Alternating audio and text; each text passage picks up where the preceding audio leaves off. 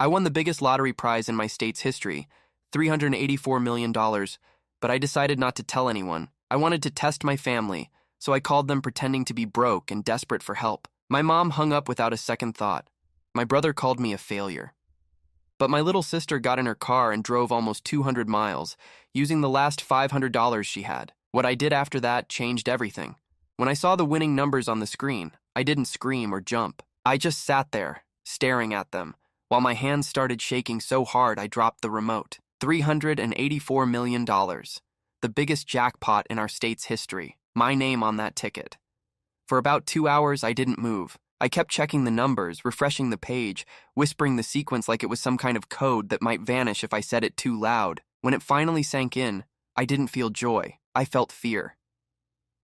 The kind that crawls under your skin and makes you question everything you thought you knew about people. Because I knew my family, and I knew what money did to them. Growing up, money was always the thing that decided whether we were fighting or pretending to love each other. My mom used to say she'd rather die than be poor again, but she never cared who she stepped on to make that happen. My brother, Mark, followed her example, always chasing something, always angry when someone else had more. And then there was Lily, my little sister, 7 years younger than me. She used to sneak into my room at night when our parents fought and whisper that one day we'd both leave and never come back. She was the only person I ever really trusted, so when I realized I was now richer than everyone I'd ever met combined, I didn't feel like celebrating.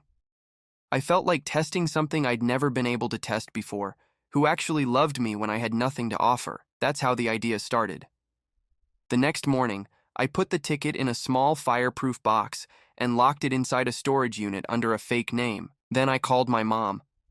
I told her my business had collapsed, that I was behind on rent, and that I didn't even have money for food. She didn't even hesitate. She said she couldn't help and hung up before I could finish the sentence. Mark was next. I told him I'd been evicted, that I needed a place to crash for a few nights. He laughed and said, "Maybe now you'll learn to stop pretending you're better than everyone." Then he blocked me. When I called Lily, she didn't say anything at first. Just silence, and then, "Where are you?" I told her I was in a motel near Springfield, that I didn't know what to do. She said she'd be there soon. It was a lie, of course. I was at home, sitting on my couch, phone in hand, waiting to see what she'd actually do. 4 hours later, she texted, "I'm halfway there. Please don't go anywhere." I froze. I asked her how she was coming. She said she was driving. I knew she didn't have much money left. She'd just quit her job a week ago to start nursing school. I asked her if she could afford the trip. She said she'd use what she had left. 200 miles. $500, just to check if her brother was okay. I sat there, staring at my phone, feeling this mix of guilt and awe. She was the only one who didn't ask for proof, didn't hesitate, didn't make it about herself. When she finally showed up at the motel, the one I told her I was staying in, I wasn't there. She called, panicked, and I told her the truth. I said, "Lily, I'm fine. I just needed to know who would really be there for me." She didn't answer. The line was quiet for a few seconds, then she said, "You made me think you were in trouble. I drove all night. I sold my laptop to afford gas." Her voice cracked. And that sound, that tiny broken sound, made me realize I had gone too far. I tried to explain that it was about trust, that I'd been hurt so many times before, that I needed to see who actually cared. But the more I talked, the more I knew it didn't matter. I'd betrayed the only person who didn't deserve it. She said, "You wanted to know who cared? Now you know." Then she hung up. That night, I sat in my car outside her apartment. Her lights were off.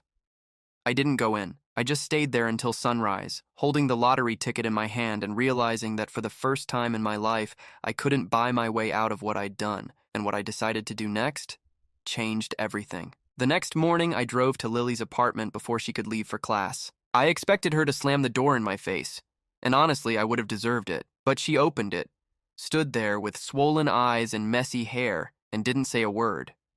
I told her I was sorry, not the kind of sorry people say to make things go away, but the kind that makes your throat close up because you know it won't fix anything. I told her she was the only one who ever treated me like a person, not a resource. She didn't look at me. She just said she needed to get ready for school and asked me to leave, so I did. That should have been the end of it. I should have let her go live her life and tried to rebuild whatever trust I'd shattered, slowly, quietly. But every time I looked at that ticket, I thought about how she'd driven almost 200 miles, used the last of her money and sold her laptop, all for me, while everyone else couldn't even pretend to care. The guilt started turning into something else. I wanted to make it right. I wanted to fix it, but not in the obvious way. I didn't want to just hand her cash and make her suspicious. If she ever found out what I'd done, or how much money I really had, it could ruin everything again. So I made a plan. I set up a trust fund under a fake donor name, the Henson Foundation.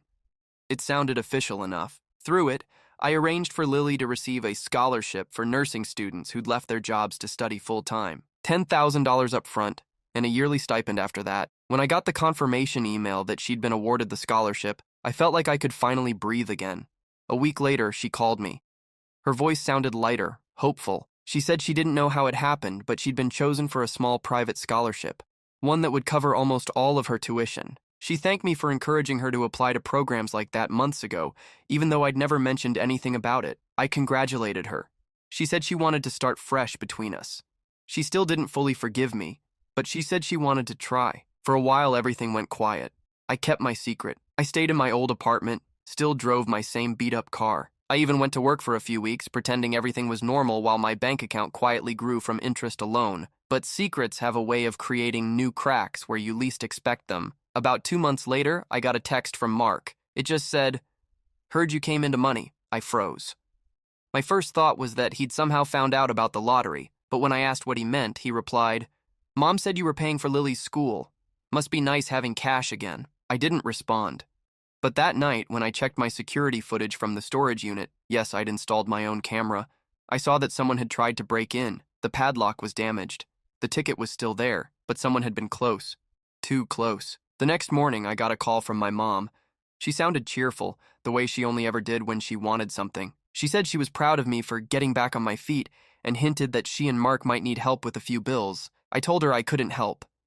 Her voice changed. She said, "Funny, that's not what I heard." That's when I realized Lily must have mentioned the scholarship, not knowing where it came from. My family thought it was my money, not a random grant. By that afternoon, my phone wouldn't stop ringing. Mark called 6 times, left a voicemail saying I owed the family for everything they'd done for me. And then, around midnight, I got another text. No name, no greeting. Just, "If you think you can hide what you've done, you're wrong. We know about the ticket." I felt my whole body go numb. The only person who even knew about that ticket was me, or at least that's what I thought. I didn't sleep that night. I sat at my kitchen table staring at my phone, reading that message over and over. We know about the ticket. There were no follow-ups, no threats, nothing else. Just that one line sitting there like a loaded gun in my inbox. At first, I thought it had to be a scam. Maybe someone overheard something or guessed, but no one could possibly know. I'd bought the ticket in a small convenience store 2 towns over, paid in cash, and never told a soul. Even the claim process had been done through a trust, under a lawyer's name. There was no way to trace it back to me, unless someone had seen me that day. I checked the timestamp of the message again, 12:42 a.m. Whoever sent it knew what they were doing. They wanted me to lose sleep. The next morning, I went straight to the storage unit. The lock looked fine this time, but my camera feed was gone. The system had been wiped clean. No video, no data, just an error screen. That's when it hit me. The person who broke in last time wasn't just trying to steal something. They were checking to see if the ticket was real. I opened the fireproof box and counted twice. The ticket was still there, untouched, but my hands were shaking so badly I almost dropped it. I didn't even trust myself with it anymore. That same day, I called my lawyer, the one who'd helped me set up the anonymous trust to claim the prize. His name was Patrick Hale. I told him I was worried about security and asked if anyone could access the records. He said the information was sealed, that even he didn't know my personal details anymore since everything was transferred under the foundation name, but he hesitated before hanging up. He asked if someone close to me might have found out. I didn't answer. Because the truth was, there was only one person who could have pieced things together, Lily. I didn't want to believe it, but she was the only one who'd noticed how strange I'd been acting. She'd even joked once about how I was weirdly calm for someone supposedly broke. Maybe she'd checked something. Maybe she'd seen me near the storage unit. That night, I drove to her apartment again. She opened the door wearing her scrubs, hair tied up, exhausted but smiling a little. She said she was about to leave for her clinical rotation. I asked if we could talk. She looked confused but said sure. I told her someone had sent me a threatening message, that they knew about the lottery ticket. She frowned and asked what ticket. I watched her face the entire time, waiting for a reaction. There wasn't one. Just concern. She said maybe it was spam, that people send that kind of stuff all the time. I almost believed her, until she said something I hadn't told anyone. She said, "You're probably just stressed. You've been driving to that storage place too often lately." My heart dropped. I asked her how she knew that. She looked startled and said she'd seen my car there when she was visiting a friend nearby. She swore it was just coincidence. I wanted to believe that so badly, but it didn't feel like coincidence anymore. I left without saying another word. The next day, I moved the ticket. I didn't even tell Patrick. I found a small bank in a different county and rented a new safety deposit box. No cameras, no paper trail under my name. For a few days, everything went quiet. No more messages, no calls from my family. I started to think maybe I'd overreacted. Maybe Lily really hadn't done anything. Then, one evening, while I was getting groceries, I got another text. "She knows you don't trust her. She told us everything." I froze in the middle of the aisle. My phone buzzed again. "You shouldn't have moved it." That time, the message came with a photo. Grainy, dark, but clear enough. It was a picture of me, standing outside the new bank. The exact one where I'd moved the ticket 3 days earlier. Someone had been following me. I didn't know who or how, but they were always one step ahead. And if they knew where the ticket was again, then I wasn't just being watched. I was being hunted. I drove straight home after that message, heart pounding so hard I could feel it in my throat. Every time headlights flashed behind me, I thought it might be them, whoever they were. When I got inside, I locked every door and window, turned off my lights, and sat on the floor in the dark. I kept rereading the message, trying to make sense of it. She told us everything. It couldn't be Lily. It just couldn't. But at the same time, it made too much sense. She knew about the scholarship money, about my fake story, about the storage unit. Maybe she'd felt betrayed, and telling our mom and Mark was her way of getting back at me. Still, something didn't fit. My family was selfish, but they weren't clever. The messages, the photo outside the bank, those were precise, calculated.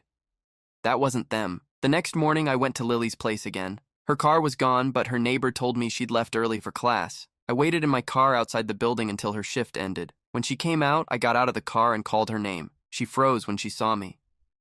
I told her we needed to talk, that I was scared, that someone was threatening me. I could tell she wanted to walk away, but she saw my face and hesitated. We sat in my car. I told her about the texts, about the photo, about how someone knew where the ticket was. Her eyes widened when I said that word, ticket. She said, "Wait, you're saying you actually won?"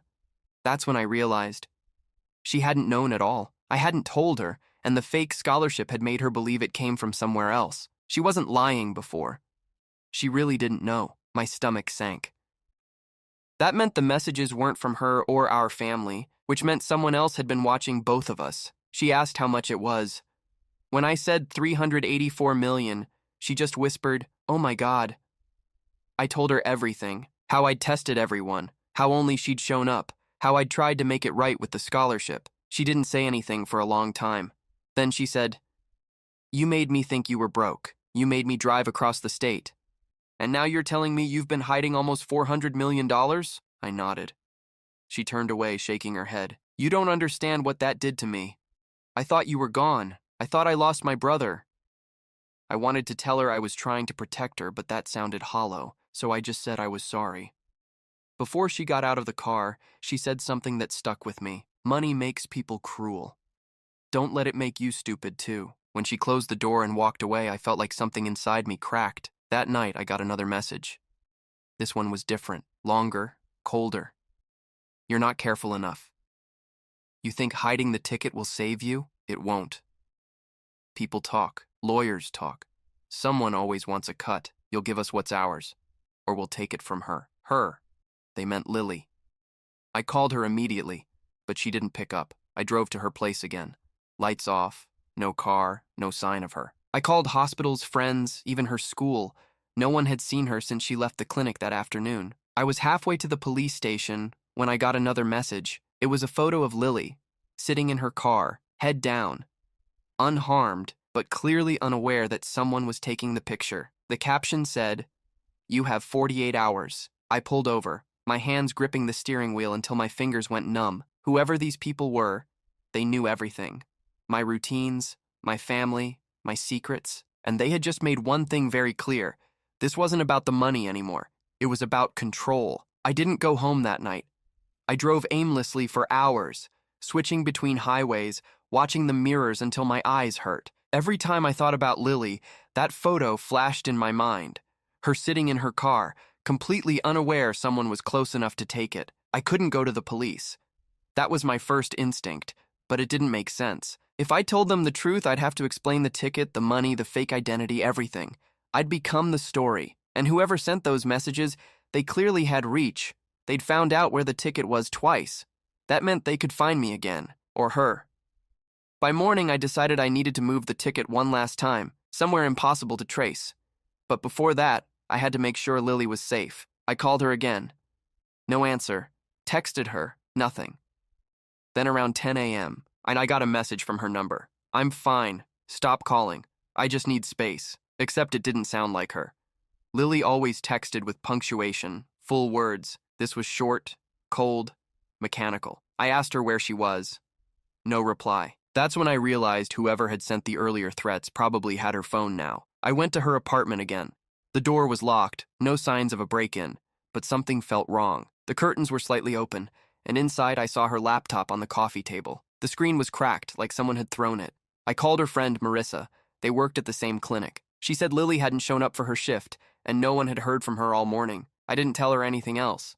I just thanked her and hung up. By noon, I was sitting in my car in the parking lot of the storage facility again. Not the new one where the ticket was, but the first one. I don't even know why I went there. Maybe to think. Maybe because it was the last place I'd felt in control. That's when I saw the same gray sedan that had been behind me the night before. Parked across the street. Engine running. Tinted windows. It didn't move when I did. I started the car, drove 2 blocks, pulled into a gas station and waited. A few minutes later, the same sedan passed by slowly, like they were checking if I was still there. My hands were shaking. I waited another 10 minutes, then got back on the road and drove in the opposite direction. By the time I reached the next town, I already had a new plan forming in my head. Something desperate, but maybe the only way to protect both the ticket and Lily. If these people wanted control, I'd take it away from them. I'd make the ticket useless.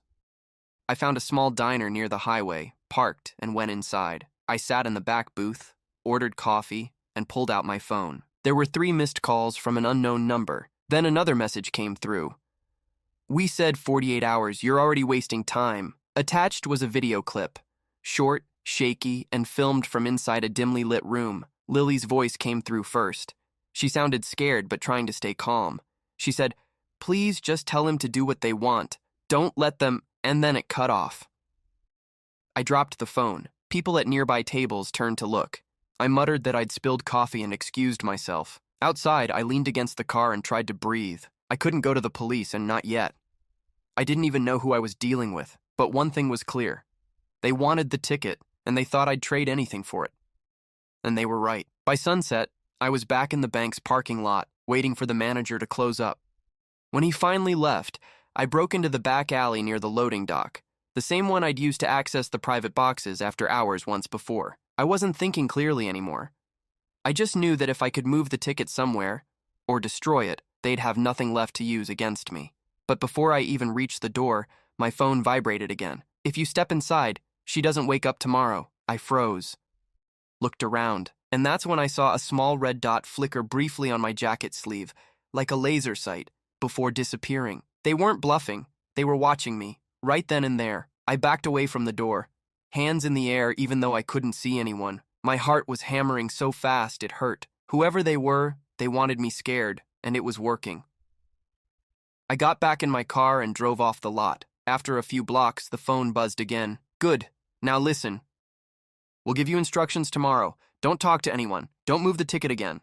If you do, she disappears. No signature, no number I could trace. Just the same faceless threat." I pulled into an empty rest stop off the interstate and sat there until sunrise. I kept thinking about Lily, what she might be going through, if she was even still alive. I tried to picture her voice, her laugh, anything that could ground me, but all I could hear was that message in my head, 48 hours. "You're already wasting time." When the sun came up, I called Patrick Hale, my lawyer. I didn't tell him everything, just that I thought someone might be trying to blackmail me over the winnings. He got quiet for a few seconds, then said, "They contacted me too." My stomach dropped. He said he'd received an email overnight. No name, just a demand. They wanted him to confirm the trust's payout schedule, verify where the funds were being held. They even attached a photo of me at the original storage unit, like proof they knew. Patrick said he deleted the message immediately and called the state lottery office to report it as a scam, but he sounded shaken. He told me to stay somewhere safe, preferably a hotel under a different name, until we could figure out who was behind it. I thanked him, hung up, and drove straight to a cheap roadside motel near Lincoln City. Paid cash, no ID. That night, I kept thinking about Lily's video, that half sentence before it cut out. Please just tell him to do what they want.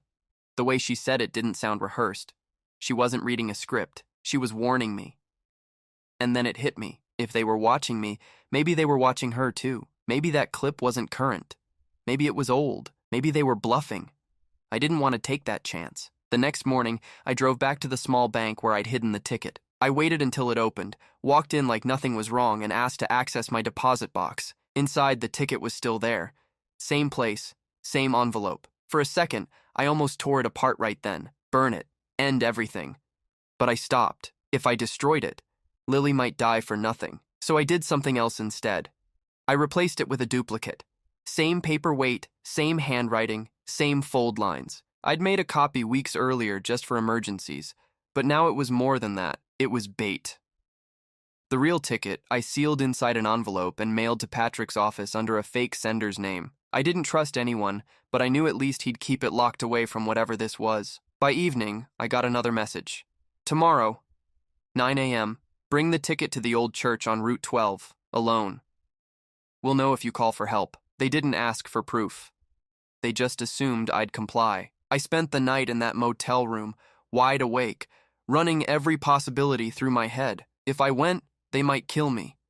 If I didn't, they'd kill Lily. Around 3 a.m., I packed a bag. Inside, I put the fake ticket, a burner phone, and a small tracking tag I'd hidden from my old job in logistics. It was the only leverage I had.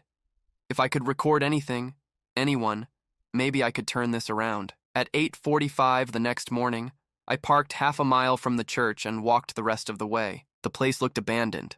Boarded windows, cracked pavement, weeds growing through the steps. When I pushed the door open, the smell of dust and wood hit me. Sunlight streamed through broken glass, cutting sharp angles on the floor. Then I heard it. Footsteps, slow, deliberate. A voice came from the shadows near the altar, low, calm, familiar. Put it on the table.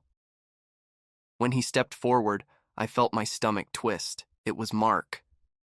For a second, I couldn't speak. My brain refused to connect what I was seeing. Mark, my brother, the same guy who called me a failure, the same guy who laughed when I said I needed help, was standing there like this had been his plan all along. He looked different. Thinner, meaner. His hair was shaved shorter, and his eyes had that jittery brightness that comes from living on adrenaline and bad decisions. He smirked when he saw my face. Took you long enough. I didn't answer. I just set the envelope on the dusty table in front of me. Where's Lily? He tilted his head like he was pretending to think. Safe. For now. Every muscle in my body tightened. What did you do to her? He ignored the question, picked up the envelope, and opened it. His eyes flicked over the ticket inside, the fake one, and I watched his expression change. He smiled, but it didn't reach his eyes. Smart, he said. You really thought I wouldn't check? He held it up, turned it in the light, and said quietly, You forgot the serial marks on the back. The real ticket's got micro ink printing. This one's a joke. My mouth went dry. He laughed. Relax. I don't need your toy version. I already have what I want. I asked him again, Where's Lily? He said she was fine, that she was with someone who'd make sure I didn't do anything stupid. That's when I realized this wasn't just him. He wasn't smart enough to pull off everything. The cameras, the messages, the timing. He was the middleman. Someone else was running it. He circled me slowly like he was enjoying the power. You know, Mom was right about you. Always pretending to be the good one. Always acting like you were better than us. But look at you now. Hiding money, lying to everyone. Turns out you're just like us. I said, You kidnapped our sister, Mark. He shrugged. Collateral. I could feel my pulse in my ears. The church was empty, but I knew there were eyes somewhere. Maybe cameras, maybe people outside. If I lunged at him, I'd lose. He slipped the fake ticket back into the envelope and shoved it in his jacket. You want her back? Bring the real one. No games, no cops. Tomorrow night, same place. Then he smiled again. That same bitter teenage version of him I remembered. Oh, and don't bother trying to find her. You wouldn't even know where to start. He walked past me, his shoulder brushing mine. As he reached the doorway, he turned around and said, "Funny thing, though. She still defends you, even now. You really don't deserve that." Then he was gone. I stood there for a long time, listening to the sound of the wind rattling the broken windows. My legs felt like they could give out any second. When I finally moved, I checked my phone. The tracking tag I'd hidden in the envelope was still active. I could see it moving, slowly, heading south on Route 12. I drove after it, careful to keep distance. For about 20 minutes, it stayed steady on the map. Then it stopped near a rundown warehouse by the edge of town. I parked half a mile away, hid my car behind a cluster of old trucks, and watched through binoculars. There was only one car parked outside, Mark's beat-up blue Ford. I waited until nightfall. Then I saw movement, 2 people walking out. Mark was one of them. The other was a man I'd never seen before, taller, older, wearing a black jacket. They talked for a minute, then shook hands. The stranger handed Mark something small, a phone maybe, and walked away. Mark got in his car and drove off in the opposite direction. The signal from the tracking tag was still inside the building. My chest tightened. If the envelope was there, maybe Lily was too. I waited another few minutes, then slipped out of my car and started walking toward the warehouse. The closer I got, the heavier the air felt. Every creak of gravel under my shoes sounded too loud. When I reached the door, I pressed my ear against the metal. Nothing. Just silence. I pushed it open, slowly, and stepped inside. The air was stale and cold. Old tools, stacked crates, and somewhere in the back, a faint light flickering. I followed it. And there she was, Lily. Tied to a chair, a bruise on her cheek, but breathing, eyes closed.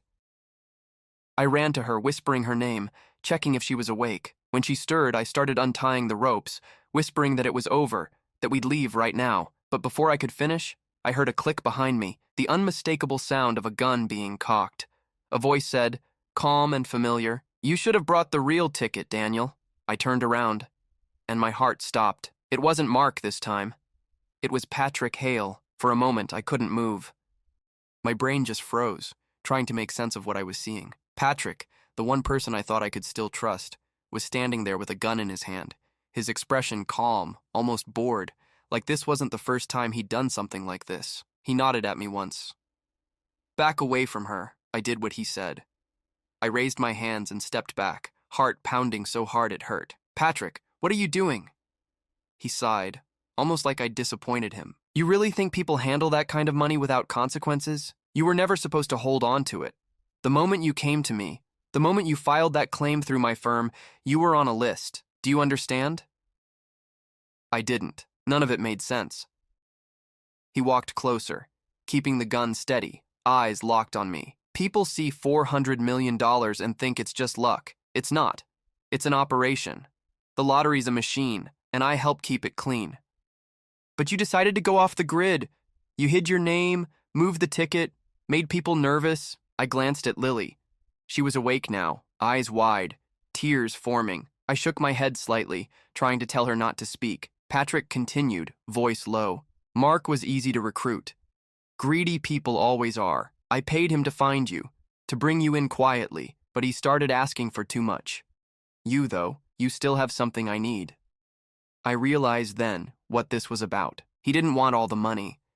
He wanted access, the trust account, the claim history, the legal trail, everything that could make him untouchable if the truth ever came out. He motioned toward Lily with the gun. "Untie her." I hesitated. He said it again, sharper this time. "Untie her." I did. My hands shook so badly I could barely loosen the knots. When the last rope fell, Lily didn't move. She just stared at Patrick with this cold, silent fury I'd never seen in her before. Then she said quietly, "You'll never get away with this." Patrick smiled. "I already have." He pulled a phone from his pocket and tossed it on the floor near me. On the screen was a countdown timer, 01:43:117. He said, "That's how long you have to transfer the funds from the trust. After that, this place burns, and everyone assumes your family's little feud went wrong." I asked what he meant by burns. He didn't answer. He just tapped the barrel of the gun against one of the metal drums near the wall. That's when I saw the hazard label, flammable chemicals. My chest tightened. Patrick, there's no money in the trust anymore, I said, forcing the words out. It's locked, sealed under federal oversight. You'll get nothing. He frowned. You're lying. I'm not. The payout was split. Anonymous disbursement. You'd know that if you actually checked. He hesitated just long enough for me to realize something. He didn't know. He wasn't as in control as he wanted me to think. I glanced at Lily, then at the gun. I had maybe one chance, and it was a stupid one. So I said, You're right, Patrick. The real ticket's in my car. Let me show you. He tilted his head, studying me. In your car? Yes. Under the seat. I didn't trust the banks anymore. He thought about it, then motioned toward the door. Move. We walked out of the warehouse together. Me first, Lily just behind me. Patrick keeping the gun pointed at my back. The morning air hit my face like ice. I could hear his footsteps close behind me, steady and confident. When we reached the car, I opened the door slowly and said, It's right there. He leaned down to look, just enough for me to slam the door into him with all my strength. The gun went off, a deafening crack that echoed through the lot, but it missed. Lily screamed. I grabbed the gun as Patrick stumbled back, clutching his wrist. He swung at me, hitting the side of my head hard enough to blur my vision. We fought, wild, messy, desperate, until the weapon slid across the gravel. Lily dove for it. Patrick saw and lunged, but she was faster. She pointed the gun at him with both hands, shaking, crying, but steady enough to hold it. Patrick froze. For a second, nobody moved, just breathing, ragged, heavy, terrified. Then, in the distance, I heard sirens. Patrick's eyes flicked toward the sound, and he said quietly, You shouldn't have done that. Then he ran, toward the trees behind the lot, disappearing before the police cars pulled in. The officers found Lily and me standing there, bruised, exhausted, shaking. They took statements, searched the building, but by the time they went inside, it was empty. No Patrick, no Mark, no sign of anyone else. The detectives said they'd follow up, but I could tell they didn't fully believe our story. It sounded insane. A lawyer, a rigged system, a family betrayal, who would believe that? But the part that still haunts me is what happened 2 days later. I got a letter in the mail. No return address, just a single sentence inside. You still owe us the rest. And taped to the bottom was a photo of Patrick, smiling, alive, standing next to my brother Mark. I didn't show the letter to anyone. Not the police, not Lily. I just stared at it until the words stopped meaning anything. You still owe us the rest. It wasn't over. For 2 days, I barely slept. Every time my phone buzzed, I flinched. I moved out of my apartment, booked a new place under a false name, and changed numbers again. But deep down, I knew that wouldn't matter. They already had access to everything. Lily tried to act like life was going back to normal. She was quiet, careful, still bruised around the wrists, but pretending to heal. I could tell she was doing it for me, not because she actually believed we were safe. The police called once, said they'd traced the warehouse property to an offshore company. Unregistered, fake address, no updates, no leads. It should have ended there, but it didn't. That weekend, I came back to my motel late at night. There was a plain brown envelope taped to the door, no name. Inside was a USB drive. When I plugged it into my laptop, there was only one file, a short video. The footage showed Patrick sitting at a table in some cheap hotel room. He looked tired but calm, speaking directly to the camera. He said, If you're seeing this, it means the transfer didn't go through. The people behind this won't stop until they get what's theirs. Tell him to think carefully before he decides to disappear again. Then the video ended. I checked the metadata. The video had been recorded yesterday. Patrick was alive, somewhere nearby. I stared at the dark reflection of my face on the laptop screen and realized something I hadn't wanted to admit. This wasn't just about money anymore. It was about leverage, information. Someone much bigger was cleaning up loose ends. The next morning, I found Lily sitting on the couch, scrolling through her phone. She looked up at me and said, We need to leave the state. I told her that wouldn't matter. They'd find us no matter where we went. She looked at me for a long time, then said, Then we stop running. That day, we drove back to the lottery headquarters, the same building where everything had started. I walked inside, asked to see the director, and told him I wanted to revoke my anonymity clause. The woman at the desk looked confused but made a few calls. An hour later, I was sitting in a small office, staring at the official contract I'd signed months ago. Patrick's signature was there too. But next to it was a third name I didn't recognize, William Kenton. I asked who that was. The director frowned and said that Kenton was the auditor assigned to my claim. But when I pressed for details, he hesitated, checked his notes again, and said quietly, "That's odd. There's no record of him in the system anymore." The air in that room changed. He showed me the digital file. The section under auditor approval was blank, wiped clean, but someone had physically signed the paper version. Patrick hadn't been working alone. I asked if they kept surveillance from the day the claim was processed. He said yes, but access required a legal request. I told him someone's life depended on it. He agreed to check. When he came back, his face was pale. "Sir, the entire drive from that week is missing." That was when I knew. Someone inside the lottery system had erased every trace, not just of Patrick, but of me. On the drive home, I couldn't stop thinking about that signature, William Kenton. It sounded familiar, but I couldn't place it. That night, while Lily slept, I went through old files on my phone, screenshots, emails, anything from those early days after the win, and then I found it. A message from a wkentonstatefinance.org sent the day after I claimed the prize. The message was short. It said, "Congratulations on your winnings. You've made the right choice keeping this discreet. Expect contact from our office soon." Attached to the email was a digital contract, and at the bottom, small but visible, was Patrick Hale's signature. They'd been connected from the start. I didn't sleep that night. At dawn, I made a decision. If they wanted control, I'd give them something they couldn't control. The next morning, I drove 3 hours to a news station in the next state. I asked to speak to an investigative reporter and told her I had proof of financial corruption inside the state lottery system, documents, names, dates, the entire paper trail. At first, she didn't believe me, but when I showed her the original claim forms, Patrick's signature next to Kenton's, her face changed. She told me to give her a few days. That night, I called Lily and told her to pack. She asked why. I said, "Because once this goes public, we won't be safe here anymore." Before dawn, I got one last message. "You really think the truth protects you?" We built the truth, and attached was a live photo of my car, taken less than a minute ago. I dropped the phone as soon as I saw that photo. My hands wouldn't stop shaking.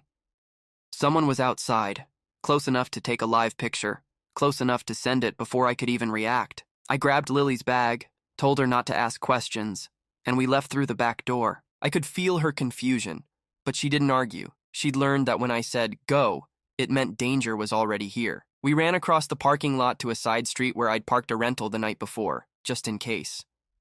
I didn't even look back. Once we were on the highway, I told her what happened, about the photo, about the email from Kenton, about how Patrick and this organization were erasing everything. She sat quietly, staring out the window, processing it in silence. After a while, she said, "So what now? Just keep running?" I told her no. This time, we weren't running. We were going to expose them completely. All of them. We stopped at a rest area so I could make a secure call to the reporter, the one from the news station. Her name was Jenna Collins. She picked up right away. I told her we were being followed, that someone had already found us. She said, "I believe you. I've been digging. You need to hear this." She explained that William Kenton wasn't an auditor. He was listed as a contract investigator for the state treasury, a position that technically didn't exist. His name showed up connected to 4 other large lottery claims, all anonymous winners who'd suddenly disappeared within months of collecting their money. The record stopped after each payout. No deaths reported, no addresses, no tax filings. Just gone. She said she'd traced Patrick Hale's bar license, suspended 3 months ago, quietly, under a sealed notice. The listed reason, misuse of client trust assets. It was a web. And somehow, I was the one thread left hanging. I told Jenna I had one of the original claim contracts, signed by both Patrick and Kenton. She told me to make copies and meet her in person, but not at the station. "If they're watching you," she said, "they'll be watching me too. Go to the Gray Ridge Library, back parking lot, 2 p.m. I agreed, hung up, and turned to Lily. "We're meeting someone who can help." She nodded but looked uneasy. "How do you know it's not a setup?" I didn't. I just didn't want to say that out loud. We reached Gray Ridge an hour early and parked a few blocks away. The whole time I kept checking the mirrors, expecting to see that gray sedan again, but the streets stayed empty. Too empty. At 1:55, I drove into the library's back lot. Jenna's car was already there, a white Toyota with the station's parking tag still on the mirror. I recognized her from her profile photo. She got out holding a folder. She smiled nervously and said, "You actually came." I handed her the envelope with the copies. She flipped through them quickly, then looked up. "This is bigger than I thought. There are at least 7 shell corporations tied to this foundation name." She pointed to the header. Henson Foundation. My throat went dry. That was the fake scholarship fund I'd created for Lily. Jenna noticed my reaction. "You know that name?" I nodded slowly. "I made it up. It was never supposed to exist outside one transaction." Her face went pale. "Then someone used it." Before I could ask what she meant, a dark SUV turned into the lot and stopped 20 feet away. Black windows, no plates. Jenna's voice dropped. "They found us." I yelled for her to get back in the car, but before she could move, the SUV door opened and a man stepped out. Tall, bald, suit jacket. He raised both hands like he wasn't here to fight. "Daniel," he said calmly, "you don't need to run. We just want the ticket." It was the same voice from the phone recordings Patrick had played in the warehouse. The man behind everything. "Kenton," Lily whispered. "That's him." He took one slow step forward. "You can't win this. You expose us. You destroy your own family. Do you really think anyone will believe your story? A paranoid millionaire hiding money, forging documents? You'll be the headline, not us." I could feel Jenna's eyes on me, waiting to see what I'd do. I reached into my pocket and pulled out a second USB, the real one, the one I hadn't given her yet. "Then maybe I'll give them something they can't ignore," I said. Kenton's expression didn't change, but his voice hardened. "You won't get that chance." Before he could move, police sirens echoed from the next street over. Jenna whispered, "I called them when you were on the way." Kenton's calm cracked for just a moment. He turned, signaled toward the SUV, and within seconds, the vehicle screeched out of the lot, tires screaming. The officers arrived moments later. 4 cars, lights flashing. Kenton was gone. I gave them the documents, the video, everything. Jenna stayed by my side, backing up every word. That night, the story broke. State lottery under investigation. Corruption and missing winners. It was everywhere. Names were redacted, but the system couldn't hide anymore. Lily and I stayed in a safe house arranged by the FBI after they confirmed the scheme reached deep into state finance offices. Patrick Hale was found 2 days later, dead in a motel near the border, apparent overdose. Mark turned himself in a week after that, terrified, saying they'd kill him if he didn't. The only one who vanished completely was Kenton. For months, the investigation dragged on.